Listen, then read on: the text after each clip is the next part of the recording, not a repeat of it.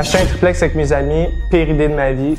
Non, c'est une joke. Puis en tant que tel, explique-nous un peu, est-ce qu'en général, vous avez préféré séparer à, mettons ici, vous êtes 3 dans le projet, 33, 33, 33. Comment vous avez séparé ça en tant que tel? On savait que le projet allait prendre beaucoup de temps. Fait qu'on s'est dit tous qu'on allait se mettre 33% du temps. Puis on a essayé d'évaluer initialement, OK, on va mettre 5 heures par semaine chaque. Mais c'est sûr, c'est notre premier achat. Fait qu'on a peut-être manqué un peu l'expérience. C'est qu'on s'est rapidement rendu compte que si on voulait louer pour le 1er juillet, comme on a signé en mars, ben le délai pour faire des travaux, peinturer, tout ça, ça allait être très court. Fait qu'initialement, on s'est dit 5 heures par semaine. Puis finalement, c'était plus 10. Fait que là, c'était qui est capable de donner du temps quand. Puis en tant que tel, quand on est 3 dans un projet, est-ce que monétairement, on doit mettre chacun le même montant d'argent puis avoir les mêmes parts ou il y a possibilité d'avoir des différences de ce côté-là? T'sais, on met tout ce qu'on est capable de mettre puis ça se reflète dans notre équité du projet. Par contre, c'est sûr qu'en cours de route, on va devoir mettre plus d'argent. Puis je pense que c'est bon d'avoir la discussion initialement sur est-ce qu'on met de l'argent sur la table au besoin en fonction de notre équité? Est-ce que c'est 33-33? Fait que là, nous, on savait déjà que c'était selon notre équité. Donc, guys, vous, laissez-nous savoir si vous avez déjà investi avec vos amis puis comment ça s'est passé. Bye bye!